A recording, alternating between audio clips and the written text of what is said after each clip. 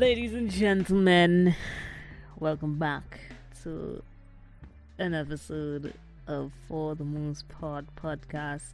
And I am here yet again with my homeboy, my good comrade, fellow musician, educator. Everything is Mr. Jehiah Hope. And today's discussion, how do I even break this down to people? We're talking about value, and we're talking about value in the context of Trinidad and Tobago and musicians and gigs and all of these things, right? I think it's an important topic to discuss. Now, Jehiah and I were prepping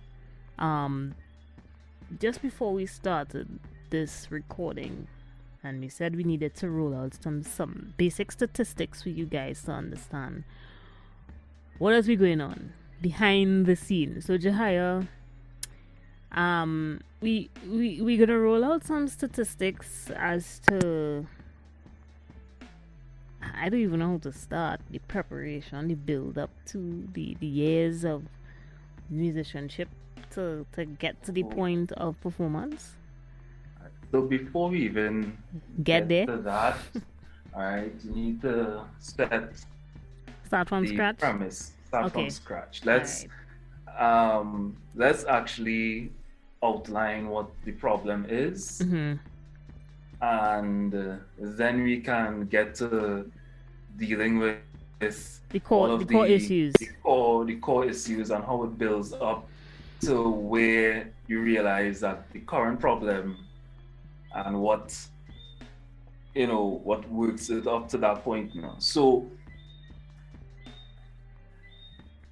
as you said, what we're dealing with is value, right? Yeah. And valuing our musicians and their skills, right? And musicians valuing their own skills and themselves, all right? Because there's two sides to this problem. Yeah, All I right. agree 100%. So what we have on one hand is people who will ask for a musician to come and perform, whether it be a vocalist, instrumentalist, a whole band. Mm-hmm.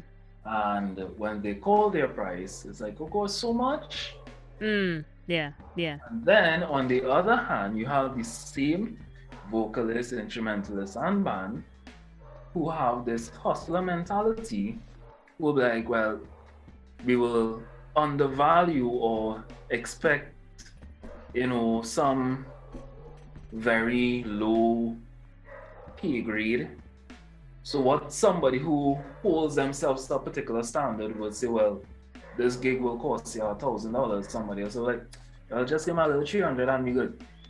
Yeah, Right. exactly. So you have those two spectrums, right? But all of that grows out of the same tree. Yeah, exactly. Well, not really a tree, because when you have two branches. Anyways. Let me not think about it too much. Too much, because Let me not think too much into that analogy. But basically, it's like we have a problem where we do not value our musicians. Mm-hmm. Or value is not placed on the skill it takes to be a musician. So that is what we're dealing with. Yeah. Now we can start talking about the others.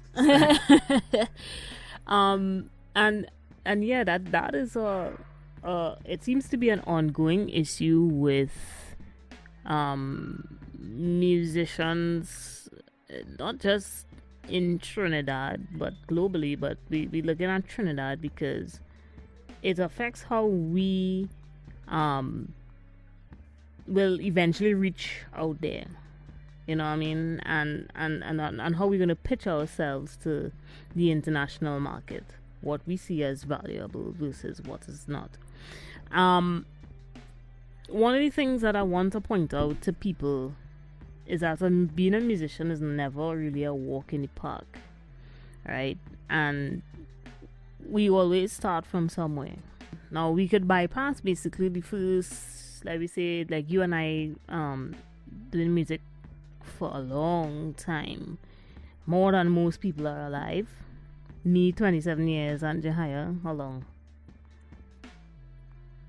I don't do math. That's the point. About 17 years. Right. We could bypass I about started 10 when I of was those 13. years. We could bypass about 10 of those years because we weren't training to be professional musicians maybe until we hit maybe 19, 18, 19, somewhere there, when we start to say we could make some money in this. Right. And with that being said, that's when we kind of we started saving up, and we started buying instruments and buying this and buying that. You're buying your little programs to do the speed picking course so that you could be the best guitarist in the world, and all of these things. But I want to drop some numbers on you guys, in order for you all to kind of understand where I'm coming from.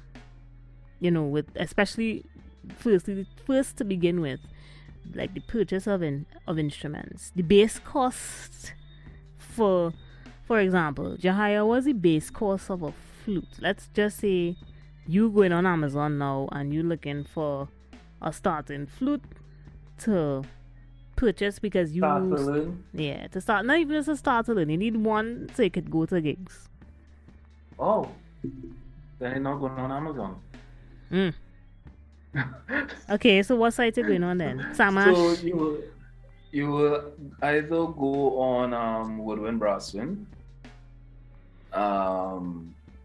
or you will go on to Flute Center of New York. Right. And the Or starting there's- prices of those. If I remember correctly, anywhere around 400 or 500 US. But those are like the beginner flutes that still have some weight to it now. Yeah. Let me just say, only multiply that 400, 500 by 6.9 TT dollars and tell me what number I get. Right. Okay. Proceed. That's before shipping and handling. Yep. All right. So now the thing with flutes, and as I explain to people, the same way the music for flautists gets exponentially harder every grade you go up, the same way the prices go. Yeah. I agree with that. So- I agree. It's the same with guitar. Go ahead. That 500, beginner $500 beginner flute from Yamaha, close hole Seafoot flute, good. You're good to go. You can start with that.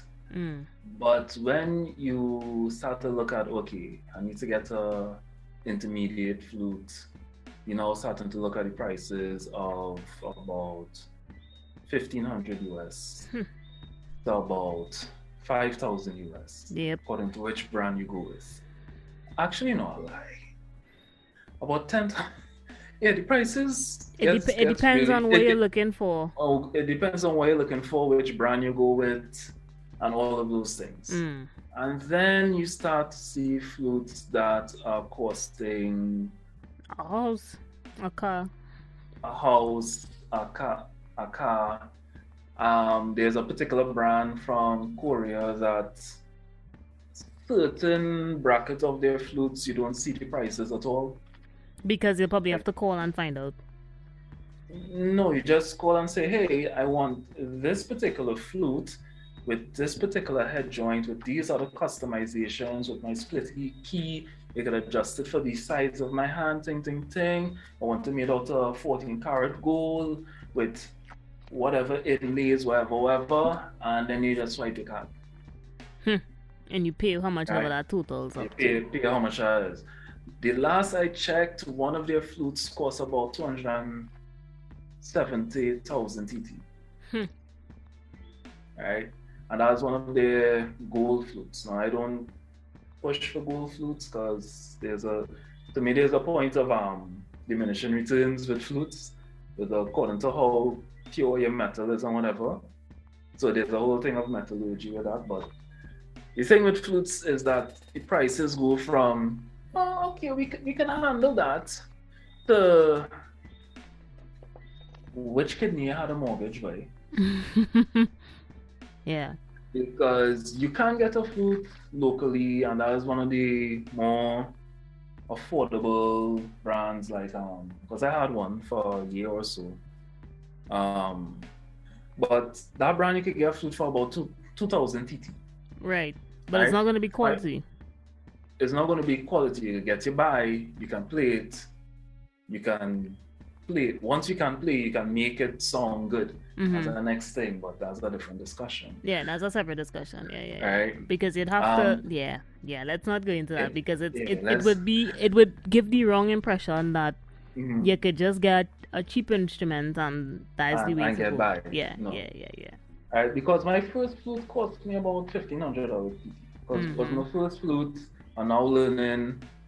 But I did some research, so I made sure at least the one I'm now going to learn on is going to set me up for what I'm going to look to work towards getting later on when I could actually save up that amount of money.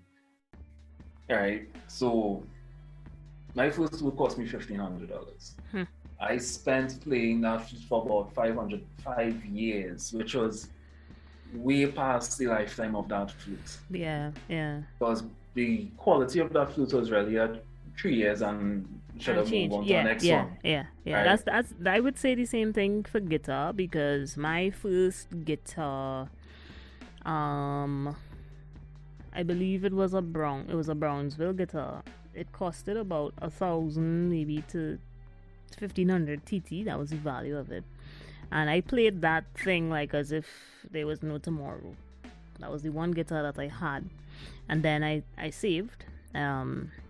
I will not tell you all where I worked because I am not marketing for these people.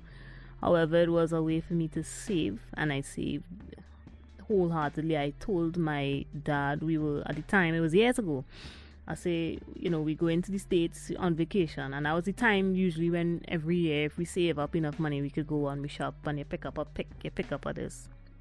So we land in the States, and the first thing that we do is we go to the store Samash, and we walk in to Samash, and we walk around, we look at a couple of guitars, ting, but deep down we knew we wanted those Les Pauls. And my brother and I, we walk up to the pair, and the man say, all right, well, if the two of you want to buy the two of them, go ahead. We'll give all you $100 US discount. And $100 US discount at the time was a lot. But the value of the guitar was a lot of money at the time. It was about 5,000 or 6,000 TT dollars. So, again, like and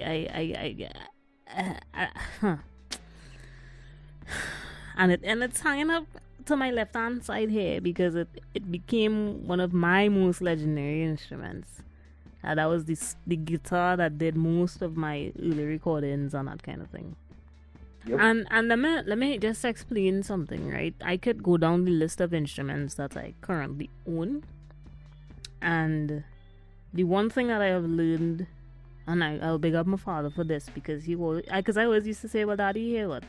I already spent so much money on the Les Paul, I'm gonna just buy the next thing maybe a little cheaper just so that I could get by. He said, you done learn to play this, you master the instrument. If you're going to buy a next one, you're buying either a Martin, which I have here, a steel string Martin, which by the way, people, does not cost a dime. It is pricey, and a Gooden guitar, which also costs money. You know what I mean? What we're really talking about right now, that's just the base price for the instruments that we have. And I ain't talk all the guitars that I have, all the pianos that I have, all the pans that I have, all of the this, all of the that. Exactly, right? The average time that we go to lessons, let's just say we went once a week for 4 weeks in a month. And how much lessons used to be back in the day for you? I think I only went to lesson I don't want to sound like a bragging, but anyways, I think I only went lessons when I came back here in Trinidad, and I went That's by fine. the late, great. I don't even know the words to add to this man's name, but Melvin Saunders. And that's when I went to do over my grade 5 and push towards doing grade 6 and stuff like that. That's actually where I went to learn how to play some songs to the pan and stuff, because I was looking to audition to get into UE after playing the flute for like 6 months. Don't question my logic. Just don't. I think some of the lecturers, they probably questioned my logic too. They were like, wait, you've been playing the flute for how many months? And you wanted to apply to it. Okay. Hey, whatever. So, going by him, I think I paid, because he had fairly a large amount of students, so he actually was able, I think for me, I was paying like $100 or $200 a month. Right. If I remember That's fair. correctly. That's fair. Right? Because I went by him too and it was about that much as well. But I've been to different teachers, but we'll get to that in a little bit. Go ahead. Yeah. So that was that. But before him, I had my music teacher in Barbados, who basically worked with me in secondary school from Form 3 up to Form 5. And I mean, yeah, he was being paid by the government to teach, but you know, still. So that was like one set of lessons. Coming back to Mr. Saunders, then spending all of those years in Costa, all of those years. And then even while they're going privately to my then lecturer, because we reach a point where we realize, here's what, there are things that I need to understand and learn on my instrument that she's not getting the opportunity to teach me while in Costa. Right, because right. There reaches a point where even though, yes, you're studying music and you're studying the art and all of that, there reaches a point where you're just almost learning music to perform music for an exam. Exactly. Yeah. And we reached a point that she was like, here's what, for the next semester, start coming, don't sign up, come by me privately, this is how much it will cost, thing. And I was leaving work, meeting her lunchtime on my lunch hour to get those private lessons with her, to go back in work, to hear my supervisors tell me a bunch of nonsense. You know, and I'm like balancing, okay, I know I need to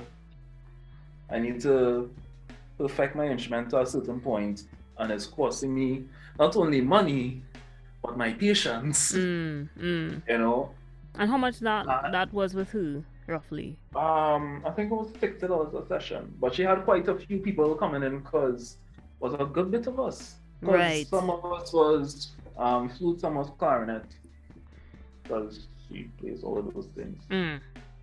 But yeah, so it's like over the years, I don't even know how much money I spent in lessons. Yeah.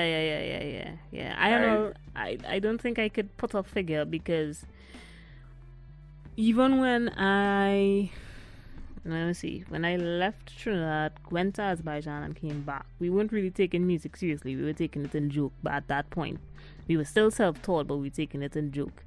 And then, upon my return, I went back to Holistic Music School, which is where the Dr. Pat, and we did not just one instrument, but we did maybe 3 or 4 at once. It was a requirement. I don't recall how much it was. And then eventually, getting closer to like music festival, we do more private guitar lessons. The late Dawood Orr was also my one of my music teachers, and I'm trying to recall. So I've been tutored by Philip Keeler, legendary Juilliard guitarist. If all I don't know who that is, you need a forehead tap. They need to Wow. receive some sense. Really and truly, we need to receive some sense. So Philip Keeler, and then joining Costard. So that in itself, Costard by itself was, financial tuition, because there was sometimes it wasn't getting covered by gate, so they were in pocket change you had to throw out to think.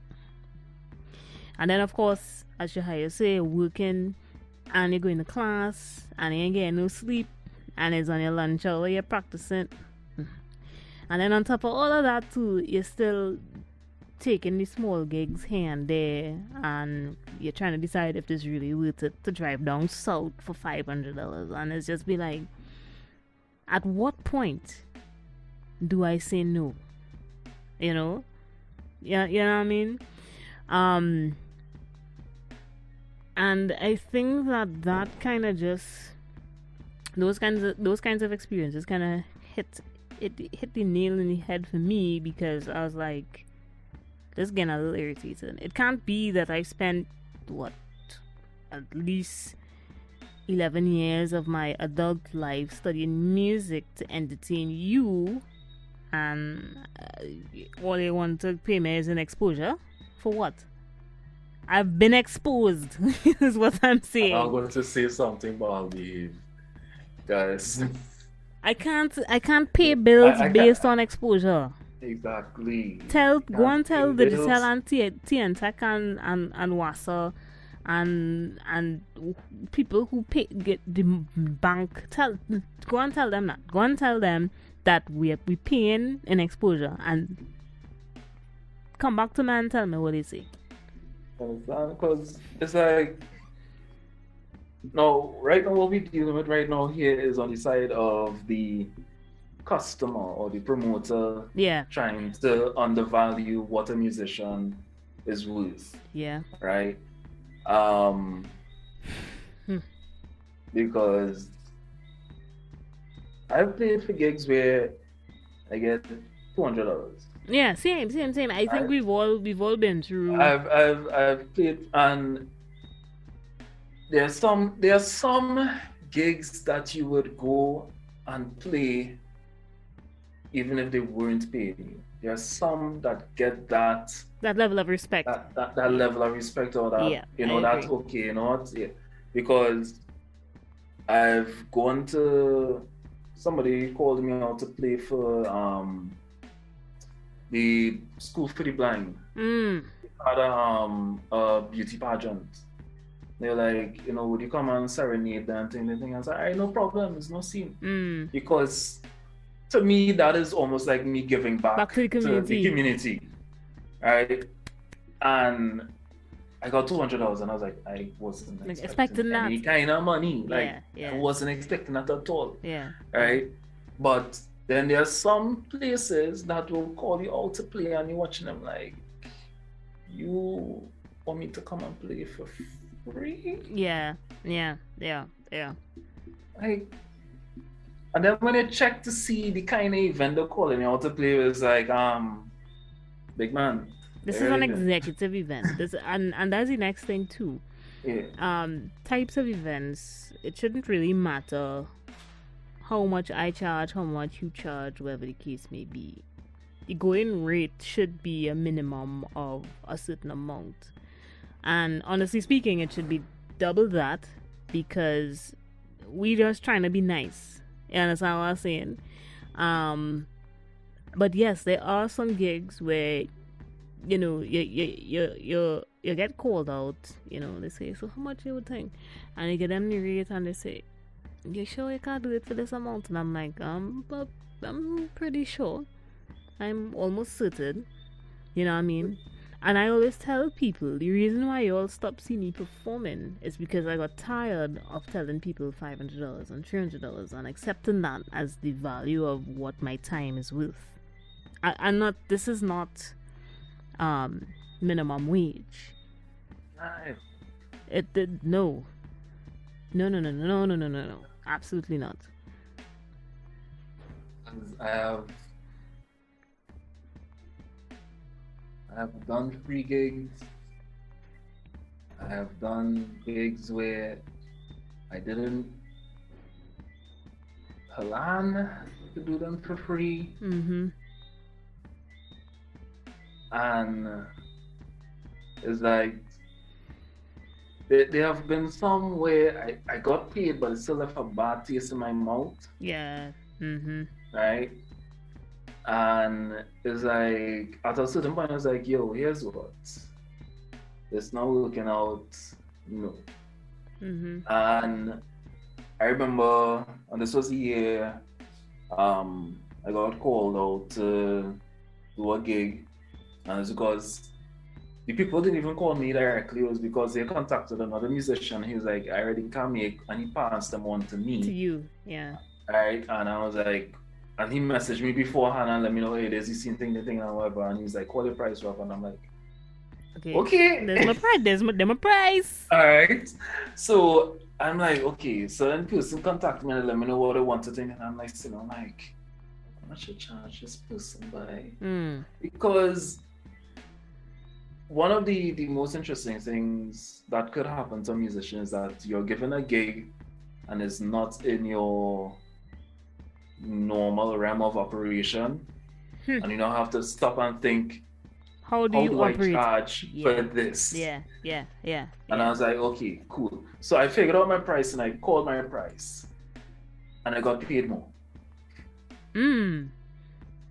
Right? But these were with people who understand the arts, and they understand the value of it. Right? But then you will come across some other kind of people who be like, hey, we like to come and play for this so thing. What is the price? And you call the price, and I was like, oh, so much? Like, yeah, that's my price. Oh, okay, we will get back to you. And then they go talk to the other type of musician.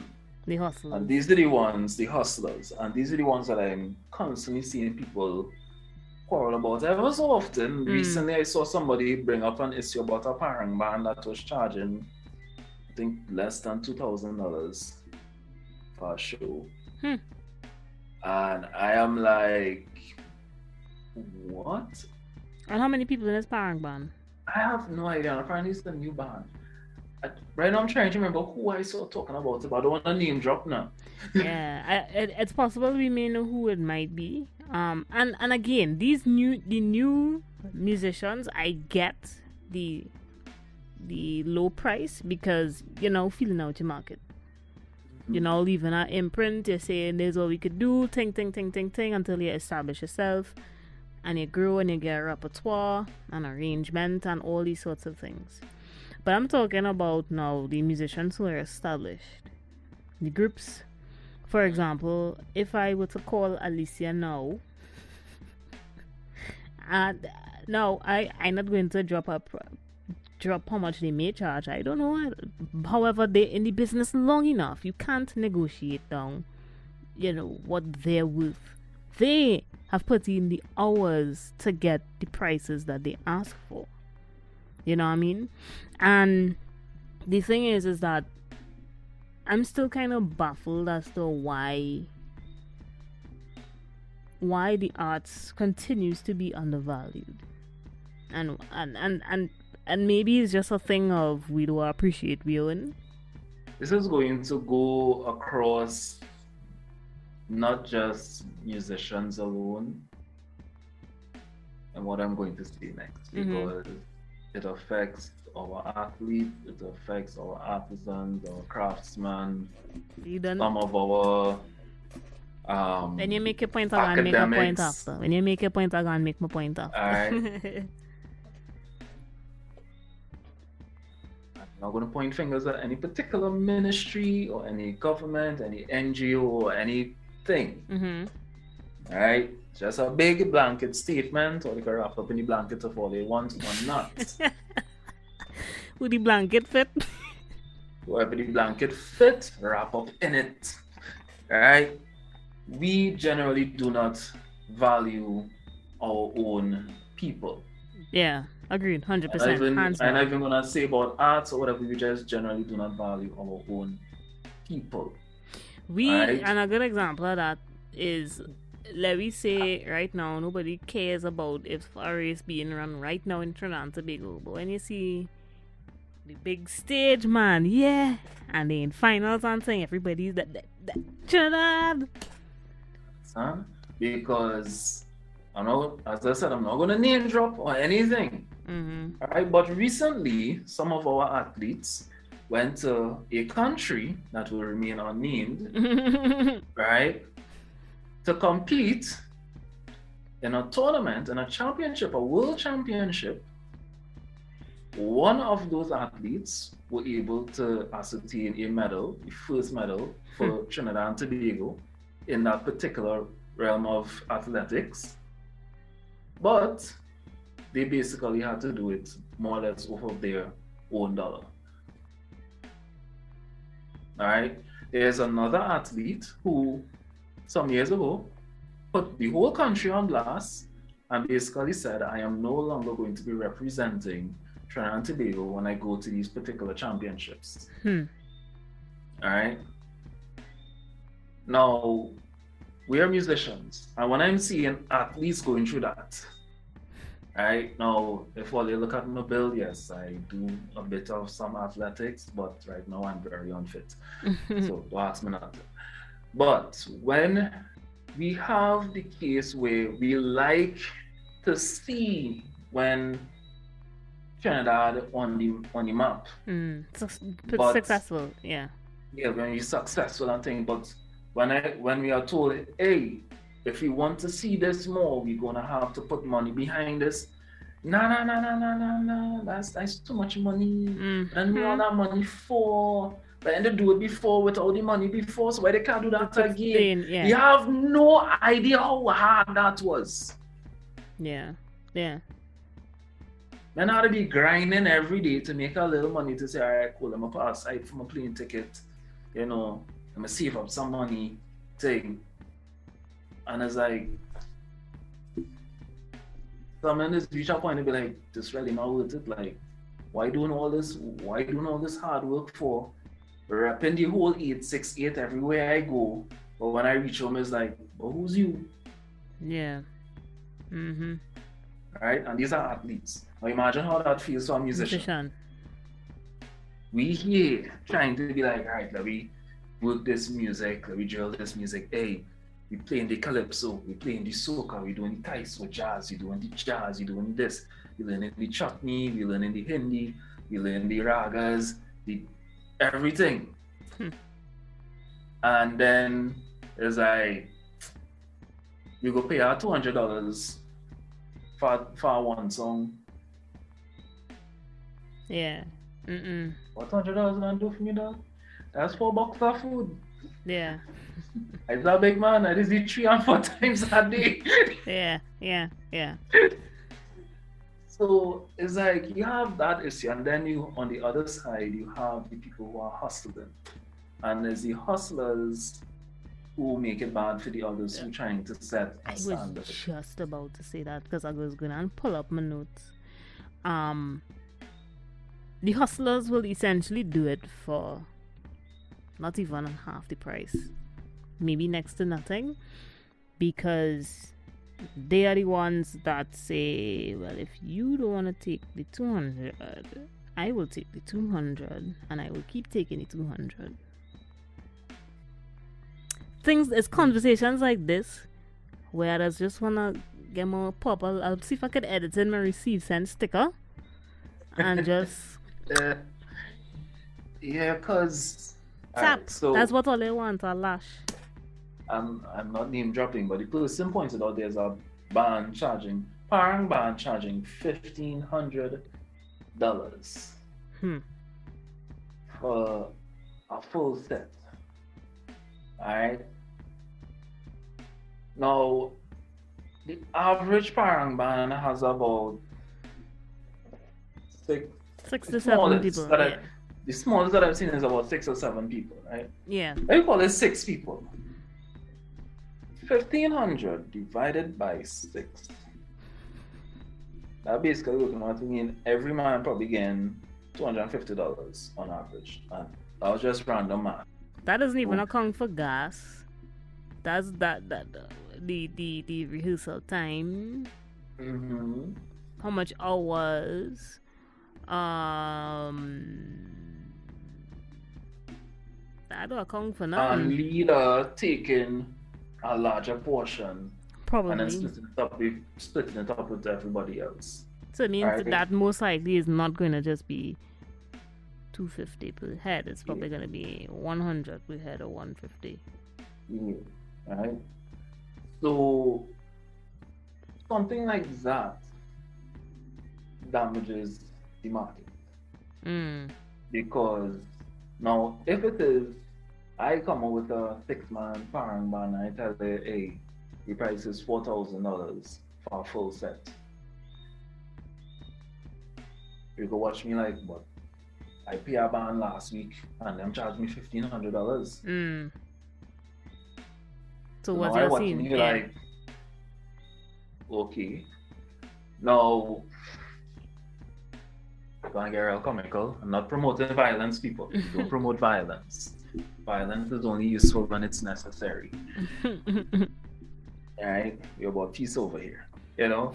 So it's like when people do these things, like those kind of thoughts cross my mind. It's like you're just upsetting things to other people who are trying to say, okay, this is standard, because there are people who've been out here pushing a particular standard of, okay, this is how much I'm going to ask and I'm not dropping my price. Yeah. If I drop my price, it is for a special case or a special cause. Right? But no, you out here hustling. Yeah, I go do that for $100. Don't worry. Yeah. Don't worry, I go take out $200 for that. And the thing is, just give me a plate of food and we good. We even really start to talk about like the serious we even really pull out any figures for you all either. I gotta be real honest with you, right? To study in UE, out of pocket by the way, because the gate system was not quite solidified for a lot of people transitioning from university to university. I will leave that as that, right? The average cost of education at the bachelor's degree level is anywhere between 4,000 TT dollars to 5,000 TT dollars per semester. A semester is 3 months. If all you could add and divide and subtract and whatever else, you could work out how much that is. The differential and the integration. You understand? And not only that, the bachelor's program is 2 years. So imagine some of us paying fully out of pocket for 2 years. And all I want to do is charge her $2,000 for a gig. And I haven't even begun to make back what I've invested. Money I spend on myself. Yep. Right, because I throw in figures out too. True it, because they need the receive flute some I sense. have right now. The flute I have right now is 17,000 TT. That's it. Like that one instrument that I have right now, 17,000. Right? I have probably only seen that amount of money in my bank account when I got the money to buy that flute. So you took the opportunity to buy it at that time. Right? I probably seen that amount more than once. I just say more than once, but in the span of my life, it's probably like I could count it less on my hand. Yeah. One hand. Alright. So my instrument costs that amount. The amount of years that I've spent in Costard, which is about 8 years, about 8 years. The money I spent traveling. Traveling at people, bus route. Traveling. Taxi. Because there's go to work, then from work, go to class, and then something in between you have to stop and eat thing. So I have to make sure that I am going to my classes, organizing with gates, all of that. And who, hey, The amount of come on, strings that I've bought in my oh, lifetime. I know if it's starting, no, it don't have much flute technicians in Trinidad. I That don't even making know it, if the which last means you guy probably have I to, went to is still alive. right? Because I Which means haven't you probably heard or have to seen send from him yours. in a while. You have to send yours abroad most likely if you need to get it fixed. And I can't restart right now. So, Yeah, because if you do, you'd have no instrument to do anything. Mm-hmm. Mm-hmm. So, general maintenance on a flute, every ready entry is supposed to do maintenance on a flute. If you're playing it heavy, like how I've been for the last year or so, it's supposed to be every 6 months or so. On general maintenance, about $500 TT a pop, and that's how much the guy used to charge me. All right. And so I knew every time I go to him, just $500. One time, boom, gone. All right, get back my flute in about a week to 2 weeks. It all clean and shiny, it while we good to go again for the next 6 months. Heavy use.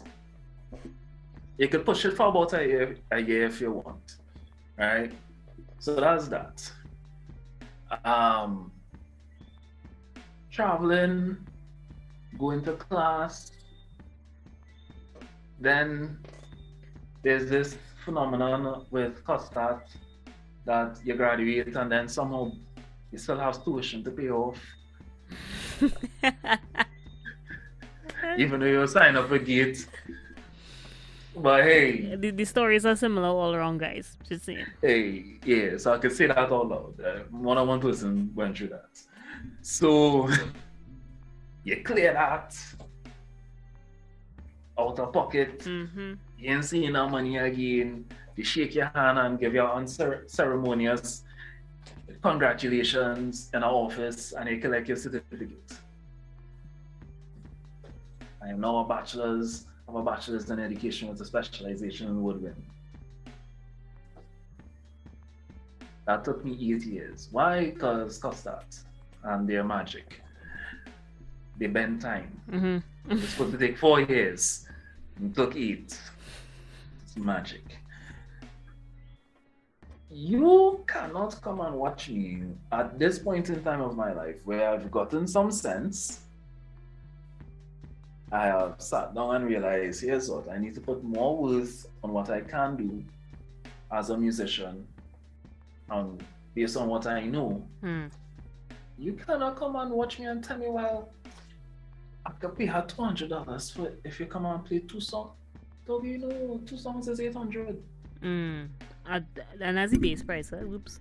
That's a minimum. That's a minimum. That's a minimum. Because my starting price is $600, and as if it is like, okay, you want to play 1 song, how long the song is? All right, cool. Run with a backing track, no problem. I could just come and play and leave. All right, cool. You can be a minimum. All right. But if it is, you come and tell me, hey, I want you play for this, and I want you do this, and you know, I want you play for this amount of time, and your price done something to rack up. All right, come on. Because it's one thing if you tell me, hey, I want you play this number of songs. The minute you tell me, I want you play for this amount of time. Yeah. We're talking per hour now. This is when I rest down one payment scale and pick up the next one. Like, okay, why you feel Santa Claus has come once a year? Think about it, guys. No, seriously, think about it. Santa has only come. He's show up once a year to deliver gifts around the world. This takes time. Okay, the man needs to go from the North Pole and make it to every single point in the world. I tired talk. I tired. All you know. I don't know. The thing is, I don't know what more of an analogy or they want me to use. No, because it makes sense. It makes sense because Santa Claus has his workers, the elves, right? I don't sound like one high man, right? So Santa Claus has his high workers, like elves. Now them elves, right? They must be working to build the toys. So Santa Claus could deliver the toys Christmas Eve night, early Christmas morning, right? So not only the building of the toys is take time. Man, they still had to check to make sure who get the toys. When they're gonna get the toys, how they're gonna get the toys. If it's gonna be under the tree, by the bed, in the socks, you know, right? No, he's had to give out coal too. Coal not cheap. Have a whole country is built on the economy of coal. You see how we build on oil? It's how people build on coal. And then of course Santa's transport is not cheap. You know what, Sharon? Reindeers eat food. You gotta feed reindeers whole year. And then on one night, you gotta exactly. So that means throughout the year, you gotta make sure these reindeers stay fit, staying healthy. Yep. You gotta carry them and let them run. You gotta get a specialized vet. You understand?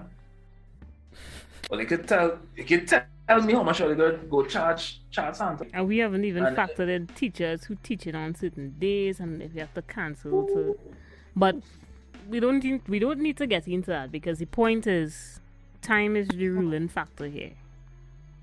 Time is the ruling factor, and if you don't value the time that gets invested into a musician, and this is on the whole, don't ask them. You could do this for free. You could play for expo. No. Take some sense. Right. And if it is you're coming to ask to do something for free, come with some tact. Come and say, hey, here's what, this is how your budget is right now, ting. What could you do for me? Is it possible for you? Then it's now in my court to tell you, okay, here's what I understand we're going through, but I really can't. Yeah. Don't come and say, well, what's your price? And I'll come and say, oh, but that's so expensive. You don't sound bad. It's not bad already. But about the part that you say don't to get into with people who have to take time off and whatever, there's one thing Mr. Bruno pointed out, and it's something called risk assessment. And that covers that part to me. Because if it is somebody comes and say, hey, I would like you to do something Saturday night at 8 o'clock. Yeah. For half an hour.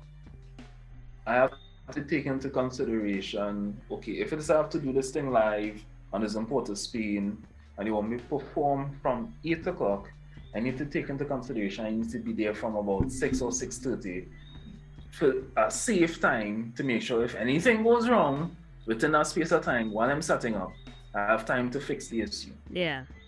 Right? So I can be ready for 8 o'clock to perform. Which means I need to leave home, because I live in Arima. If somebody drops me, most likely, because I'm not driving yet. If anybody wants to give me a car, I will freely accept it. But which means I need to leave home by 5:30. Means I need to start getting ready from about 4:30. Right? So let's say from 4:30 till about 10 o'clock is all of the time that is now allotted to this 1.5 hour performance from 8 o'clock. That is 5.5 hours in my day for one performance. All right? You are paying me for that half an hour. But that half an hour payment needs to cover all of those hours that I could have been using at another performance that I probably turned down. Or something that I decided, here's what, I will do this when I reach home later and lying to myself because I know I'm going to sleep. And I have to do it in the morning. Yeah. All right. So you have that aspect of risk assessment.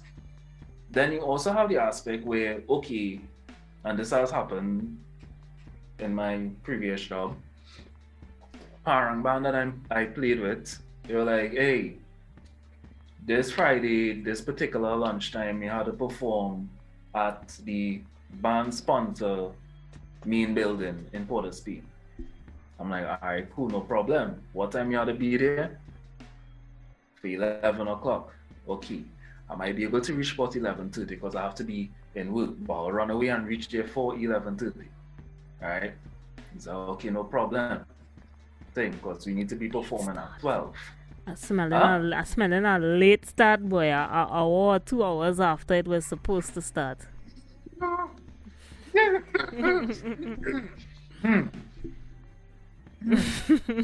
So, I ran away from the work event thing.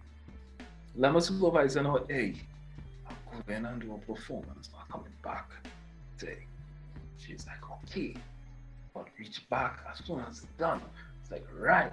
Good. So in my mind, I'm thinking, okay. It's an hour and done. Back here by 1:15 for the latest. Nobody should ask. No questions. Yeah. Where Jehiah disappeared to.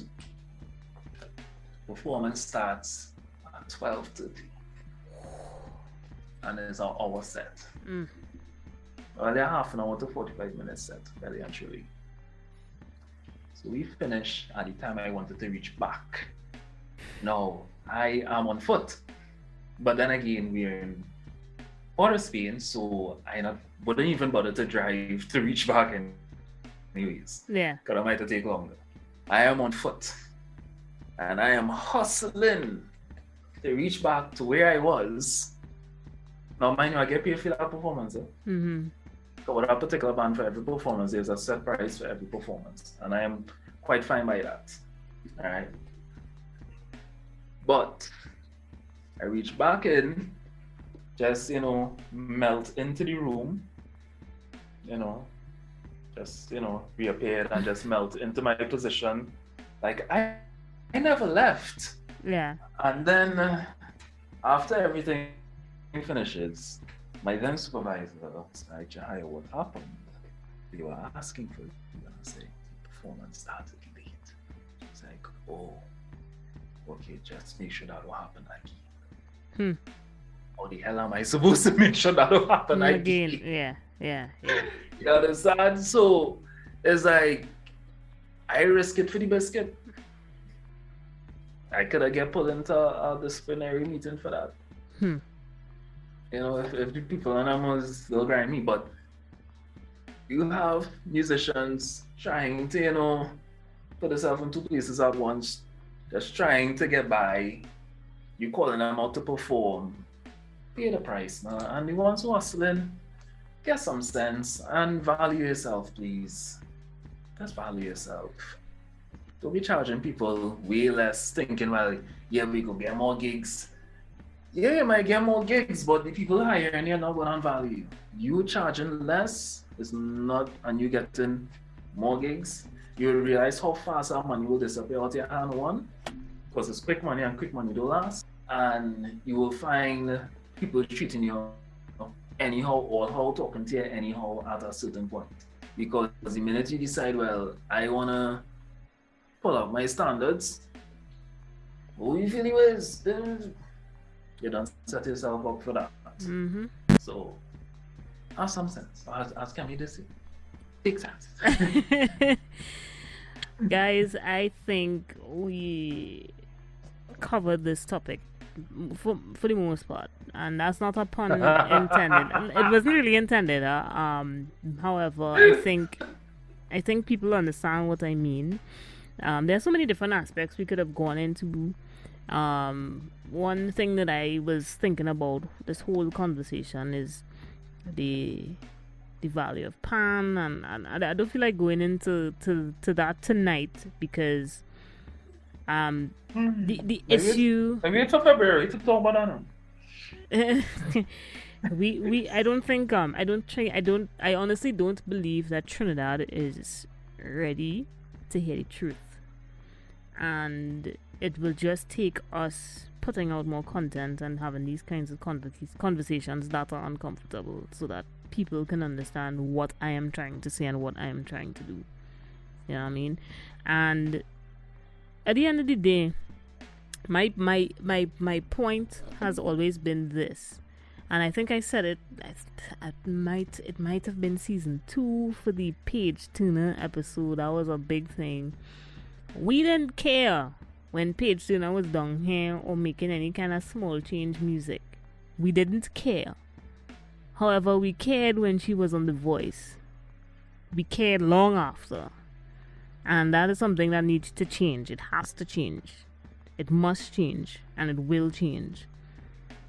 So, but my point of this podcast, and it's probably not the only point, but one of the things that we need to do is stop waiting until we hit foreign to appreciate what we have. Stop playing like as if, oh, well, we proud and is was the daughter of the soil or the son of the soil. No. I'm tired of that kind of conversation, right? And I'm gonna keep telling you all that we need to find a way to, and maybe it is through this podcast, who knows? You all need to just support. So, ladies and gentlemen, don't do me the favor, right? Do yourself the favor. When you're donating, when you're buying music or whatever the case may be, don't download it for free. Don't use YouTube and do the copy the link and download YouTube to MP3. Apple Podcasts, the subscription is literally a couple of dollars a month. Pay for that. Get that. Spotify is the same thing. Amazon Music. If you don't have a credit card, ask a friend a favor.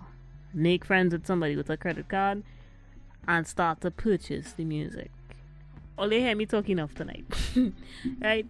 So that's it for this week's episode, guys. All you know what all you have to do. I have said it every episode. Support. There's Patreon, PayPal, buy me a coffee and everything else. Everything is on the website.